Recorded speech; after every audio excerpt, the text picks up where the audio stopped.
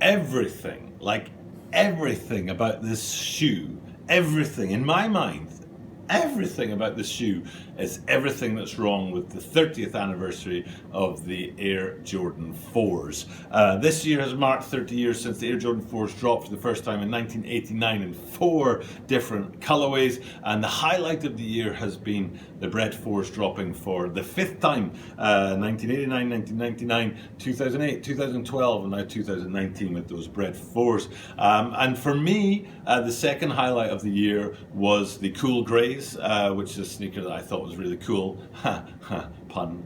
So I thought it was really cool, but because I'm not a particularly rich man, I didn't pull the trigger on them, even though I like them very much. But just about every other 4 that's dropped this year has been a miss for me. The Bread 4s and the Greys aside, I'm trying to think right now as I'm shooting this if there have been any that have been like, you know, actually now that I say that, the only other ones that I can think of right now were the women's ones that dropped. I think they were called Mushroom or something like that, which I liked, but they were in the women's only size run, so I couldn't get them for myself. But the other ones that have dropped throughout the year, there was the awful Flyknit 4s at the start of summer.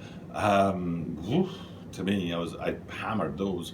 What else has there been? There've been some laser ones. There was the laser gum sole ones, and there was also a kind of crimson laser one where they played with the detailing a little bit on there. And there've been other ones throughout the year, other 4s throughout the year, where I just think they've really missed a boat. I think there's also a projection for something to come out in December. What's it called now? It sounds like that Spike Lee movie, and I've gone and forgotten what that Spike Lee movie is called. But anyway, I'm rambling because I hate this shoe so much. I'm trying not to talk about it and talk about other shoes.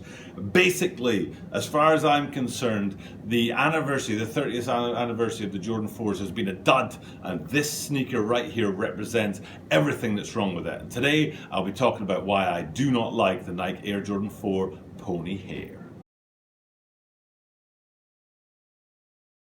This is a Talking About a 23 Sneaker channel. Talking About a 23 Sneaker channelです。毎日アップするので、毎日見てください. And every single day I bring you content from Tokyo, Japan about upcoming sneaker releases, sneaker news, and sneaker reviews. And today we're looking at the Nike Air Jordan 4 Pony Hair and why I don't like it. And there's an awful lot of reasons why I don't like it. And when I was researching this, I was like, what was it that I didn't like? It was I thought in my mind I had an image of a colorway, but it was the Social Status 6s. And when I actually researched it and I saw them, I was like, oh, that is it. It was the Social Status 6s, and they had like some hair on it. And somebody kindly told me in the comments down below what the hair was. I think it was horse hair, and pony hair for these ones. So again, horse hair.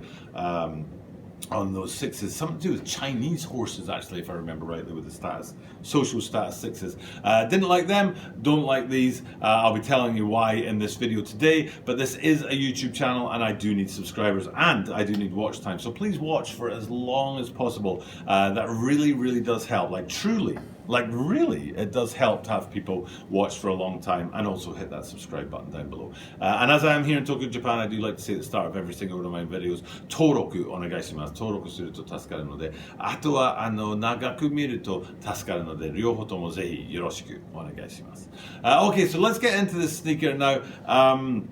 As I said at the top of the video, the 30th anniversary of the Jordan 4s dropping has been a bit of a dud for me.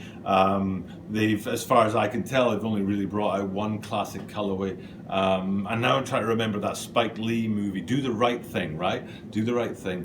And there's, I think, a Do the Right Thing or some play on words like Do the Right Thing pair of 4s coming, but again they've missed the boat on it. It's like, oh, they don't look, I don't think they look good, but then again I like simple sneakers, you know, just straight kind of straight shooting sneakers, if you like. And when I don't mind a bit of variance, you know what I'm saying, but when it goes way off the reservation, and I know some people really appreciate that, but me, I'm just kind of like, nah, that's not cool. And that's what these Jordan 4 Pony Hairs are. I'm glad they're women's only. Usually I complain about them being women's only, and Shoe Butter thinks that's because I have big feet and I can't fit into women's only sneakers, and maybe that's it, but maybe also it's because there's a sort of inherent misogyny or sexism in it, that there's certain colorways that only the women will like, and so usually I don't like the women's line, but in the case of these guys, I wouldn't touch them with the barge pole, so I'm glad they won't be coming out in my size anyway.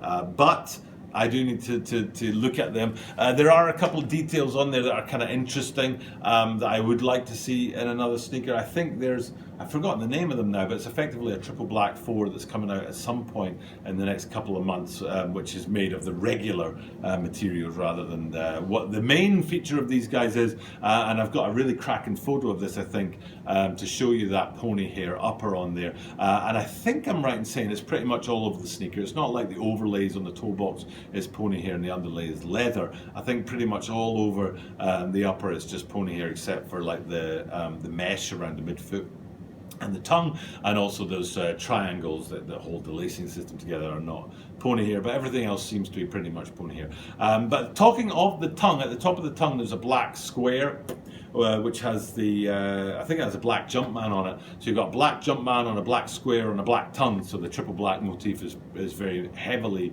continued there. And then if we go around to the back of the sneaker, people who like Jordans usually like it when 4s have Nike Air splattered over the back.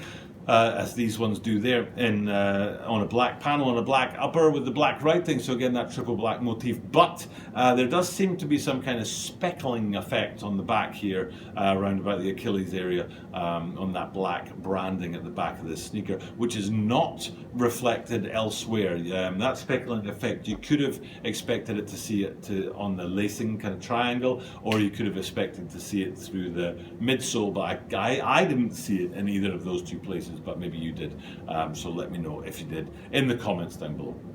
For me though, it really is, a